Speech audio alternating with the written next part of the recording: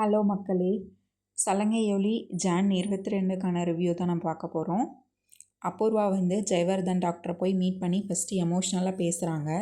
எமோஷ்னலாக பேசி இது சரச்சந்திரா பொண்ணு தானான்னு கன்ஃபார்ம் பண்ணிக்கிறாங்க. அதுக்கடுத்து அவங்களும் டைரெக்டாக சொல்லலை பொண்ணு தானே, ஆனால் இன்டைரக்டாக சொல்கிறாங்க.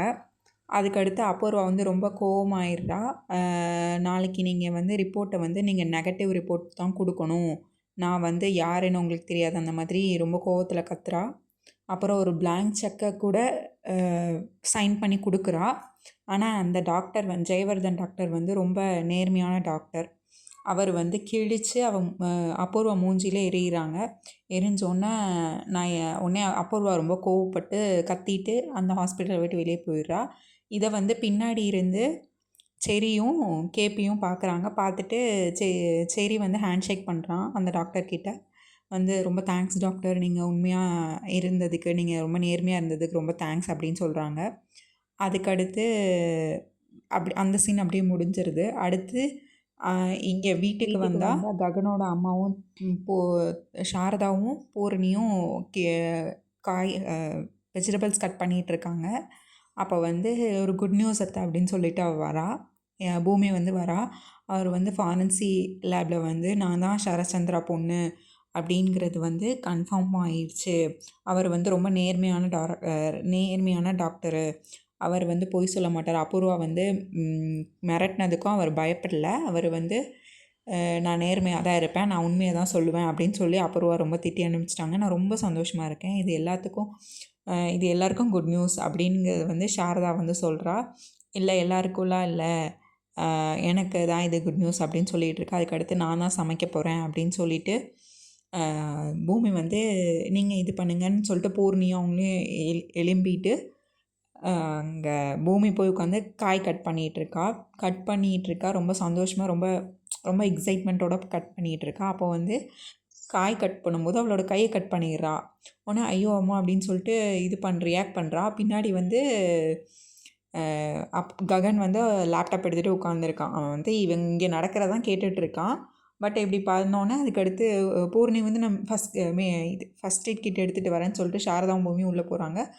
ககன் சோஃபாலேருந்து எகிரி குதிச்சு கிட்ட அவளோட கையை வாயில் வைக்கிறான். ககன் பூமியோட கையை வாயில் வச்சு ரத்தம் வருதுன்னு இது பண்ணுறான். உடனே அதுக்கடுத்து இதை பார்த்துட்டு அவங்க 2 பேரும் சாரதாவும் பூர்ணியும் அப்படி பார்க்காத மாதிரி அந்த சைட் திரும்பிக்கிட்டாங்க. அதுக்கடுத்து இப்படியே பண்ணிகிட்டு இருக்கும்போது அவன் பூமி சொல்கிறான், நான் சரச்சந்திரா பொண்ணு, அது ஞாபகம் இருக்கட்டும் அந்த மாதிரி சொல்கிறா. உடனே அதுக்கடுத்து அவன் கையில் வாயிலேருந்து எடுத்து கீழே போட்டுறான். உடனே அதுக்கடுத்து அவங்க அத்தை மஞ்சள் வைக்கிறாங்க. மஞ்சள் வச்சு பார்த்து பண்ணக்கூடாது அப்படின்னு சொல்லிட்டு ஃபஸ்ட் எய்ட் பண்ணி விடுறாங்க. அதுக்கடுத்து மறுநாள் விடிஞ்சிடுறது. இதுக்குள்ளே இவ அபூர்வா என்ன பண்ணுறான்னா நைட்டு அடியால் அனுப்புகிறா டாக்டர் வீட்டுக்கு. பூமி ஆல்ரெடி துரத்துனாங்கல்ல, அந்த அடியாலையே அனுப்பி அவங்கள மிரட்ட சொல்கிறாங்க. உடனே அவங்க டாக்டர் வீட்டுக்கு போய் அந்த அடியால் ஃபஸ்ட்டு டாக்டரை எல்லாத்தையும் மிரட்டுறான். நீ நாளைக்கு நெகட்டிவ் ரிப்போர்ட் தான் கொடுக்கணும் அப்படி இப்படின்னு. இவன் முதல்ல இல்லை அப்படிலாம் இல்லைன்னு சொன்னோன்னா அதுக்கடுத்து கத்தி எடுத்து நான் கொலை பண்ணிடுவேன் அந்த மாதிரி மிரட்டுறானோன்னு அவங்க ஒய்ஃப் அந்த 2 பசங்கள்லாம் ரொம்ப பயந்துடுறாங்க டாக்டர் வீட்டில்.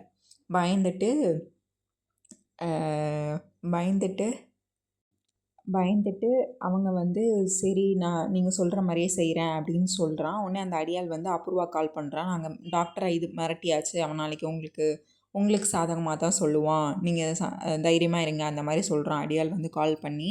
இந்த சீன்லாம் முடிஞ்சோன்னா அபூர்வா மருதாணியை சித்திக்கிட்ட சொல்கிறா, எப்படியும் நான் நினச்சது தான் நடக்கும், நான் நினச்சதை நடத்தி தீருவேன் அப்படின்னு சொல்லிட்டு டாக்டர் நமக்கு சாதகமாக தான் சொல்ல போகிறாரு அப்படின்னு ரொம்ப சந்தோஷமாக இருக்கா.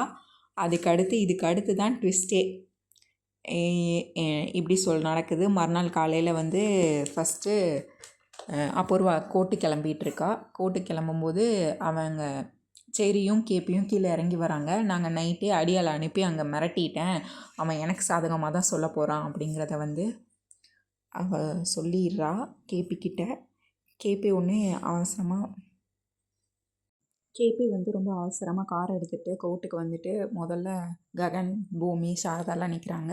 அவங்கக்கிட்ட இந்த மாதிரி அபூர்வா நைட் அடியால் அனுப்பி மிரட்டியிருக்கா, மிரட்டியிருக்கா. இப்போது நெகட்டிவ் ரிப்போர்ட் தான் கொடுக்க போகிறாங்க அப்படிங்கிறத வந்து கேபி வந்து சாரதாட்ட சொல்கிறாரு. இது உண்மையா அப்படின்னு சாரதா கேட்குறா. அவனே பூமி ரொம்ப ஷாக் ஆகி நிற்கிறா. அதுக்கடுத்து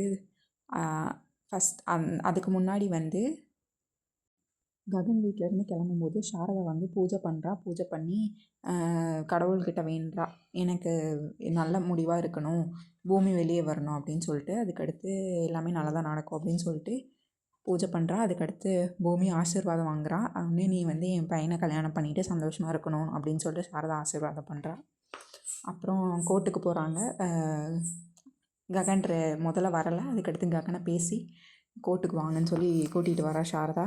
காரில் எல்லோரும் வந்து வெயிட் பண்ணிகிட்ருக்காங்க. இங்கே கோர்ட்டில் வெயிட் பண்ணிகிட்ருக்காங்க. ஃபஸ்ட்டு கேபி அவங்களும் வந்து இந்த மாதிரி நடந்தது அப்படின்னு சொல்கிறாங்க. அதுக்கு பின்னாடியே வந்து அபூர்வா காரில் வரா. காரில் வந்தோடனே கோர்ட்டில் வந்து ஃபஸ்ட்டு பூமி ஆஜராகிறா. ஆஜரானோடனே வந்து அபூர்வா ஓட லாயர் வந்து கோர்ட் டயத்தை வீணாக்குனாங்க அப்படி இப்படின்னு சொல்லிட்டு அவர் ரொம்ப முதல்ல இது பண்ணுறாரு. நீங்கள் வெயிட் பண்ணுங்கள் அப்படின்னு சொல்லிட்டு ஃபாரன்சி ரிப்போர்ட் வந்துருச்சு, சைனா ரிப்போர்ட் வந்திருக்கு அப்படின்னோடனே ஷாக்கு பாசிட்டிவ்னு வந்திருக்கும்.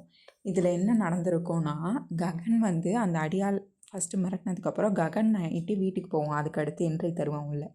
என்ட்ரி தந்து அந்த அடியாளெல்லாம் போட்டு அடி அடின்னு அடிச்சிருவான். அடிச்சுட்டு நாளைக்கு நீங்கள் என்ன நடந்தாலும் உண்மையை தான் சொல்லணும் அப்படிங்கிற மாதிரி அந்த டாக்டர்கிட்ட உண்மை எதுவோ அதை சொல்லுங்கள் அப்படின்னு சொல்லிவிட்டு அவன் வெளியே வந்துடுவான். இதை வந்து யாருக்கும் தெரியாது. இது ககனுக்கும் அந்த டாக்டருக்கும் மட்டும்தான் தெரியும்.